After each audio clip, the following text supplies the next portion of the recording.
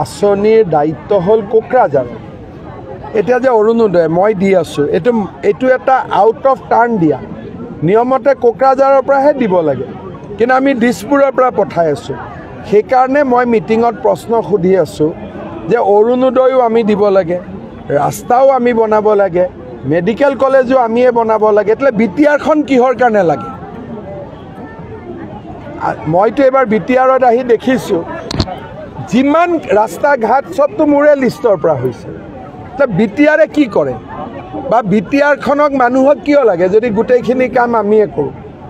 গোপালককো 5 টকা আমিয়ে দিব লাগিব, অৰুণোদয় আমিয়ে দিব লাগিব, ঘৰ আমি দিব লাগিব, ট্ৰিটমেণ্টৰ খৰচ আমি দিব লাগিব, মেডিকেল কলেজ আমি বনাব লাগিব, জিলা হস্পিটেল আমি বনাব লাগিব। তে বিটিআৰত যি 1400-1500 কোটি টকা আহে সেইটো কি কামত ব্যৱহাৰ হ'ব?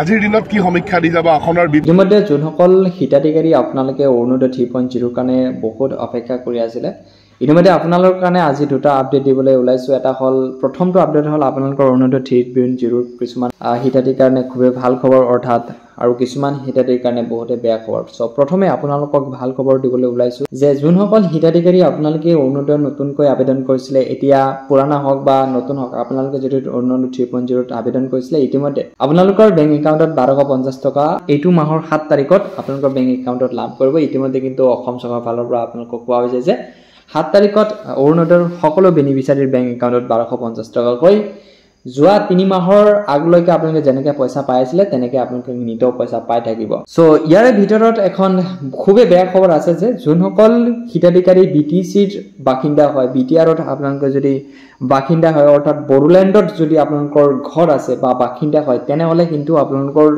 7 তাৰিখত কিন্তু আপোনালোকৰ অৰুণোদয় 1250 টকা লাভ নকৰিব। আগতে যদি পাই আছিলে এতিয়া কিন্তু আপোনালোকে লাভ নকৰিব। ইতিমধ্যে অসম চৰকাৰৰ ফালৰ পৰা ডক্টৰ হিমন্ত বিশ্ব শৰ্মা ডাঙৰীয়াই যোৱা কেইদিন আগতে আপোনালোকক 3 অক্টোবৰৰ দিনাই কিন্তু ফেচবুক লাইভৰ জৰিয়তে কিন্তু কোৱা হৈছিলে যে অনলি আমি কি কৰিম, নন BTC যোনখিনি আমাৰ অসমৰ বাসিন্দা হয় সেই অসমৰ বাসিন্দাসকলক কি কৰা হ'ব, অৰুণোদয় দিয়া হ'ব। বাকী যোনসকল বাসিন্দা BTCত অৰ্থাৎ বড়োলেণ্ডৰ বাসিন্দা হয় তেখেতসকলক কি কৰা হ'ব, অৰুণোদয়ৰ পৰা বঞ্চিত কৰা হ'ব।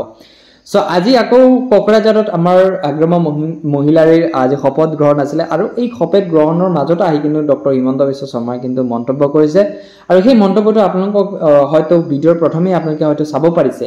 চ' ইয়াৰ ধুনীয়াকৈ কোৱা হৈছে যে আমি যিহেতু অৰুণোদয় দি আছোঁ, ঘৰ দি আছোঁ, ৰাস্তা ঘাট বনাই আছোঁ, সকলো কিন্তু আমাৰ অসম চৰকাৰৰ ফালৰ পৰা দিয়া হৈছে, কিন্তু BTC গভৰ্ণমেণ্টৰ ফালৰ পৰা কি কৰি আছে? চ' এতিয়াৰ পৰা আপোনালোকক যিকোনো আঁচনি যিকোনো বস্তু যদি আপোনালোকে পাব লগা হয় এতিয়া আপোনালোকক কি কৰা হ'ব, BTC গভৰ্ণমেণ্টৰ ফালৰ পৰা, অৰ্থাৎ নতুনকৈ যোনটো আমাৰ BPF দলৰ শ্ৰীযুত আগ্ৰমা মহিলাৰ যোনটো চৰকাৰ বনালে সেই চৰকাৰৰ ফালৰ পৰা আপোনালোকক এতিয়া অৰুণোদয় দিয়া হ'ব, ঘৰ দিয়া হ'ব, সকলো ৰাস্তা ঘাটৰ কাম, যিকোনো সমস্যাৰ সমাধান কিন্তু এতিয়া BTC গভৰ্ণমেণ্টৰ ফালৰ পৰা দিয়া হ'ব।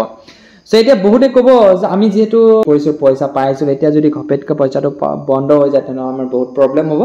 আপোনালোকে একো টেনশ্যন নকৰিব, এতিয়া যিহেতু নতুনকৈ গভৰ্ণমেণ্ট আৰম্ভ কৰিছে BPFত অৰ্থাৎ বড়োলেণ্ডত, আপোনালোকক এই অৰুণোদয়ৰ যোনবোৰ প্ৰব্লেম আছে সকলো সমাধান কৰিবলৈ চেষ্টা কৰিব। বাকী 7 তাৰিখত যোনখিনি অসমৰ বাসিন্দা অৰ্থাৎ নন BTCত যোনখিনি বাসিন্দা হয়, আপোনালোকক যোনখিনি হিতাধিকাৰী আছে আপোনালোকৰ কাৰণে খুবেই ভাল খবৰ।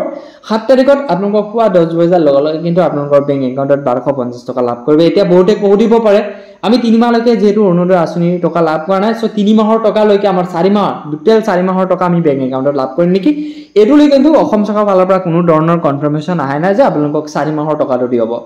আপোনালোকক কি কৰা হ'ব, 7 অক্টোবৰৰ দিনাই 1250 টকা লাভ কৰিব। বাকী বিশেষকৈ যোনখিনিয়ে 1500 টকা লাভ কৰিব যদি আপোনালোকে ৰন্ধন গেছ ক্ৰয় কৰে, সেই ৰন্ধন গেছ ক্ৰয় কৰাৰ ক্ষেত্ৰত 250 টকাকৈ আপোনালোকৰ বেংক একাউণ্টত এক্সট্ৰাকৈ দিয়া হ'ব। বাকী ইতিমধ্যে হয়তো আপোনালোকে সকলোৱে যোনখিনিয়ে যোগ্য হিতাধিকাৰী তেখেতসকলে হয়তো অৰুণোদয় এখনকৈ ID কাৰ্ড চাৰ্টিফিকেট লগতে অৰুণোদয়ৰ লগতে এখন কিতাপো কিন্তু আপোনালোকে লাভ কৰিবলৈ সক্ষম হৈছে। যোনে এতিয়ালৈকে লাভ কৰা নাই আপোনালোকৰ অতি সোনকালে ঘৰে ঘৰে গৈ কিন্তু আপোনালোকে সেইবোৰ চাৰ্টিফিকেট প্ৰদান কৰিব। আপোনালোকে একো টেনশ্যন নকৰিব, একোতো আপোনালোকে চিন্তা নকৰিব।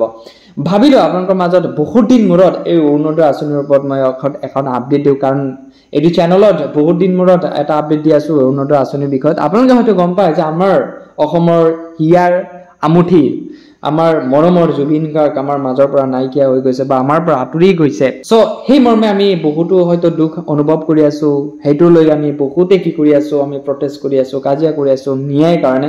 ইতিমধ্যে আপোনালোকে হয়তো গম পাইছে শেখৰজ্যোতি গোস্বামীয়ে এটা মন্তব্য কৰিছে যে আমাৰ মৰমৰ জুবিন গাৰ্গক কি কৰা হৈছে ছিংগাপুৰত লৈ তেওঁক কি কৰা হৈছে সুৰাপানৰ লগত তেখেতসকলক বিষ পান কৰাই কি কৰা হৈছে মৃত্যুমুখত পেলোৱা হৈছিল বুলি তেনেকুৱা মন্তব্য আহিছে। এইটো কিমান দূৰ সত্য আমি 11 তাৰিখত গম পাম। আপোনালোকক এইটো চেনেলত তেনেকুৱা আপডেট আপোনালোকে পাই থাকিবলৈ আপোনালোকে নিশ্চয় আসাম ক্লিক চেনেললৈ সাবস্ক্ৰাইব কৰিব, যাতে আপোনালোকে এনেকুৱা ইনফৰমেটিভ কোনো ধৰণৰ মিছ নকৰে। পাৰিলে এই ভিডিঅ'টো যদি আপোনালোকে ভাল পাইছে বেলেগৰ মাজত শ্বেয়াৰ কৰি দিব, যাতে বেলেগেও এই অপৰচুনিটিটো লাভ কৰিব পাৰে। ধন্যবাদ।